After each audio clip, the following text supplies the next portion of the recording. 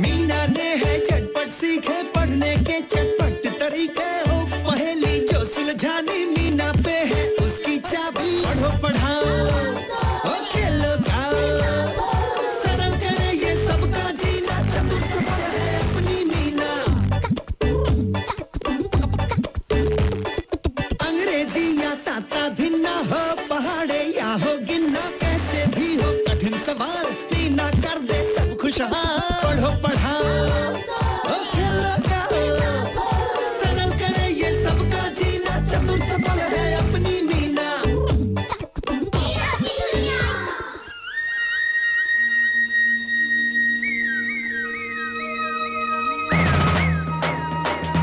सफल करे ये सबका जीना, चतुर चपल है अपनी मीना।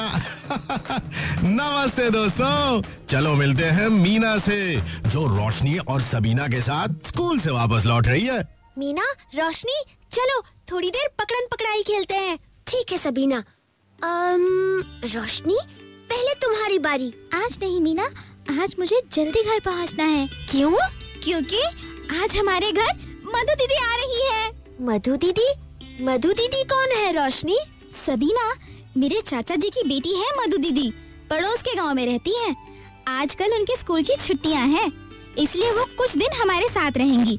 तुम दोनों भी उनसे मिलने जरूर आना। जरूर आना, साथ में खाएंगे खाना। और जब रोशनी दौड़ती हुई अपने घर पहुंची। मधु दीदी, कैसी हो रोशनी? मैं तो ठीक हूँ। अभी पता है क्या हुआ? क्या हुआ?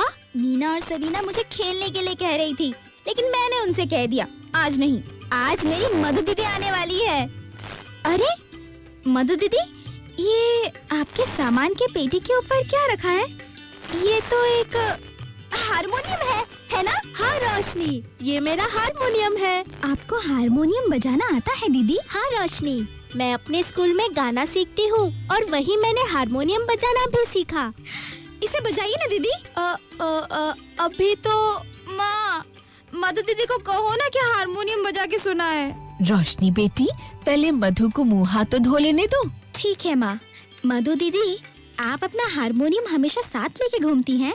वो मैं बताती हूँ रोशनी, जब तुम्हारे पिताजी को मधु के यहाँ आने की खबर मिली तो उन्होंने फौरन एक चिट्ठी लिखी और मधु से कहा कि वो अपना हारमोनियम साथ लेकर आए, ताकि वो तुम्हें और तुम्हारे दोस्तों को भी संगीत सिखा सके। फिर तो मैं कल ही अपने सब दोस्तों को बताऊंगी। अगले दिन रोशनी ने अपने दोस्तों को मधु दीदी और उनके हारमोनियम के बारे में बताया, और ये सुनते ही मीना, सबीना, सुमी, सुनील और गोलू झट से मान गए मधु दीदी से संगीत सीखने के लिए। फिर शाम को सब रोशनी के घर इकट्ठा हुए। सबसे पहले हम गाएंगे सरगम, जो बनती है 7 सुरों से मिलकर। सा रे गा मा पा धा नी सा।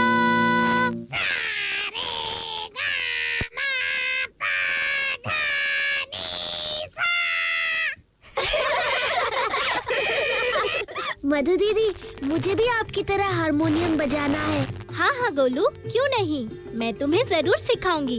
अब हम सब मिलकर मेरा मनपसंद गाना सीखेंगे, जो है सारे जहां से अच्छा। तो चलो शुरू करते हैं। चलो शुरू करते हैं, अच्छे गायक बनते हैं। और अगले दिन सुबह जब मीना और रोशनी स्कूल जाते हुए मिले। पता है मीना, मधु दीदी सिर्फ 12 साल की हैं और सब कुछ इतनी चुस्ती से करती हैं। मुझे भी उन्हीं की तरह बनना है और उन्हीं की तरह गाना भी है। सारे जहां से अच्छा, सारे जहां से अच्छा।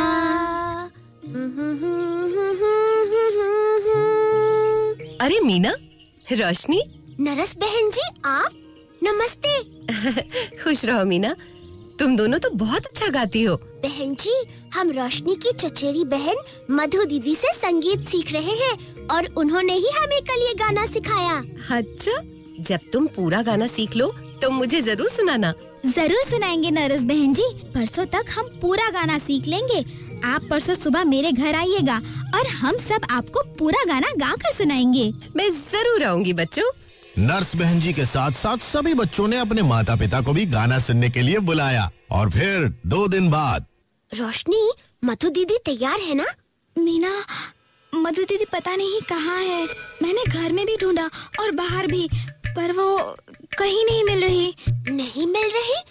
क्या तुमने शौचालय में देखा? हो सकता है वो वहाँ हो। शौचालय में तो मैंने नहीं देखा मीना, चलो वहाँ देखते हैं।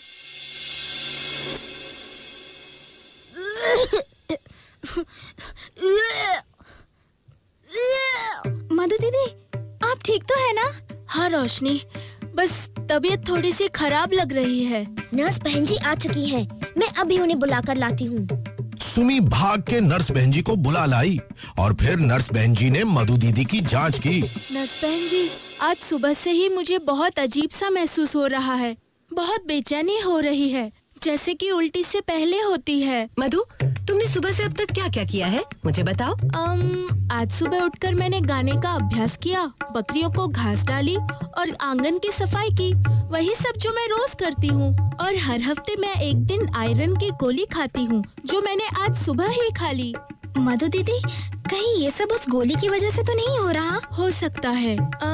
नर्स बहन जी, बहुत बार जब मैं आयरन की गोली खाती हूँ, मुझे ऐसा ही महसूस होता है। मधु, एक बात बताओ, क्या आज सुबह से तुमने कुछ खाया है? नहीं नर्स बहन जी, वो सब लोग आ रहे थे, तो फिर इतने सारे काम भी थे कि कुछ खाने का समय ही नहीं मिला। मधु, क्या तुम हमेशा ही इसी तरह कुछ खाए बिना ही आयरन की गोली खाती हो? हमेशा तो नहीं नर्स बहन जी, पर कई बार जब काम की वजह से खाने का समय नहीं मिलता, तो मैं खाली पेट ही गोली खा लेती हूँ। ओहो, अब समझ में आया है कि सुबह से तुम्हारी तबीयत को क्या हुआ है।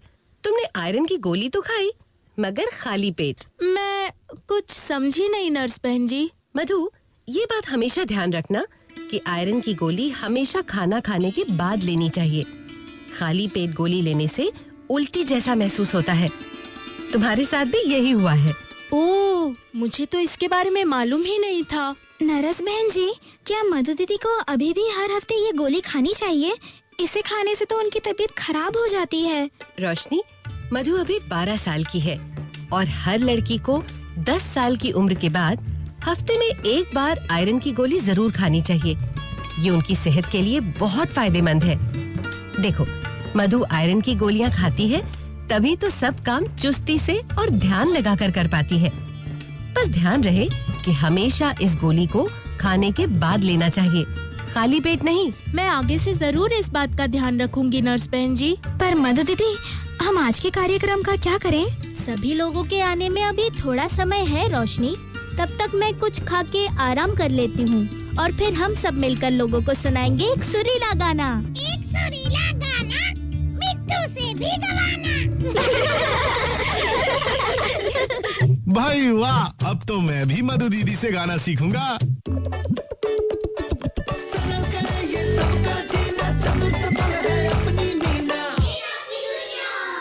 चलो देखें ये मीना और मिट्टू क्या नया कर रहे हैं। बात हमेशा याद ये रखना, भूलना इसको जाना। आयरन की गोली लेने से पहले खाओ खाना। क्या खूब कविता लिखी है मीना और मिट्टू ने। चलो अब सुनते हैं एक बढ़िया सा गाना।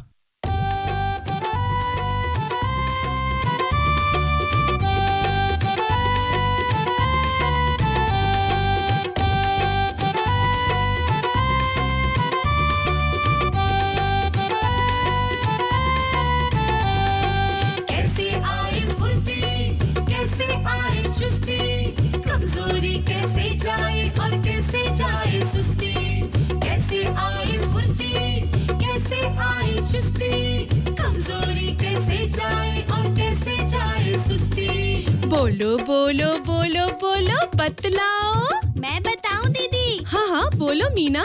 राज की बात बताती हूँ, कुछ भी नहीं छुपाती हूँ। हरी सब्जियाँ, दाल, संतरा रोज मैं घर में खाती हूँ। राज की बात बताती हूँ, कुछ भी नहीं छुपाती हूँ। हरी सब्जियाँ, दाल, संतरा रोज मैं घर में खाती हूँ। समझे? ऐसे आए फुर्ती, ऐसे आए चुस्ती, यूं जाए कमजोरी और ऐसे जाए सुस्ती। ऐसे आए फुर्ती, ऐसे आए कमजोरी और ऐसे जाए सुस्ती।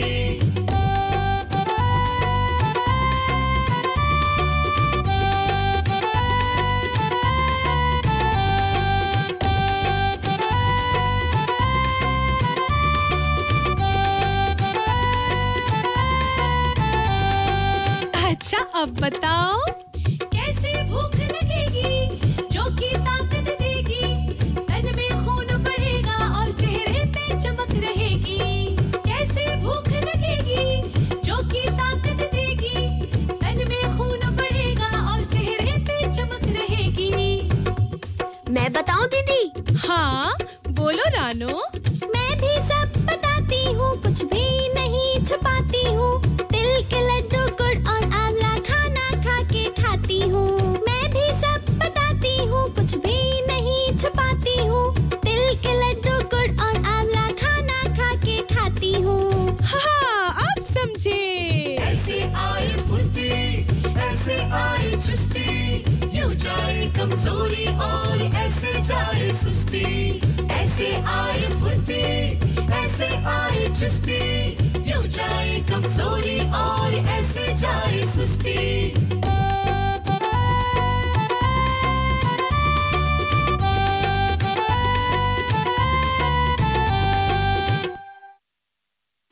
गाना तो शानदार था।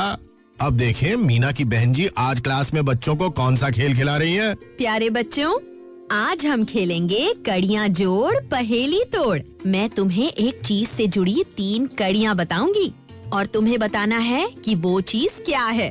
तो शुरू करें आज का खेल। जी बहन जी। पहली कड़ी है, आँखों के रहती हूँ पास, नहीं कहीं जाती हूँ दूर। बहन जी, आप जरूर भोलू भैया की बकरी भूरी की बात कर रही हैं, जो कभी उनसे दूर नहीं जाती। पर गोलू, क्या भूरी भोलू की आँखों के पास रहती है? चलो अब अगली कड़ी के साथ बताती हूँ। आँखों के रहती हूँ पास, नहीं कहीं जाती हूँ दूर। गांधी जी की तस्वीर में मुझको पाओगे जरूर। ओह, समझ गई, भारत का झंडा। नहीं रोशनी, भारत का झंडा क्या आँखों के पास होता है? ध्यान से सोचो, जवाब कुछ और है। ऐसी क्या चीज हो सकती है? बहन जी, ये पहेली तो बहुत मुश्किल है। नहीं सुमी, चलो अब तीसरी कड़ी बताती हूँ। नाक पे बैठ के साफ दिखाती, चीज पास हो या हो दूर। ओह, मैं समझ गया बहन जी। इस पहेली का सही जवाब है ऐनक। वही तो है जो आँखों के पास रहती है और जिन लोगों की नजर कमजोर होती है उन्हें ठीक से देखने में मदद करती है। और हाँ, गांधी जी की जो तस्वीर हमारे स्कूल में है, उसमें उन्होंने भी ऐनक लगाई है। बिल्कुल सही जवाब सुनील और रोशनी। शाबाश बच्चों। तो आज के खेल में मजा आया बच्चों? जी बहन जी। तो आपको भी मजा आया ना? फिर ठीक है, फिर मिलेंगे एक नई कहानी, नए गीत और एक नए खेल के साथ। सरल करे ये सबका जीना, चमक पल है अपनी मीना। बच्चों, मधु दीदी को अजीब सा महसूस क्यों हो रहा था? तो मेरी प्यारी छोटी बहनें जो 10 साल से ऊपर की उम्र की हैं, वो आयरन की गोलियां जरूर खा रही होंगी, पर ध्यान रखना ये गोली खाने के बाद लेनी है।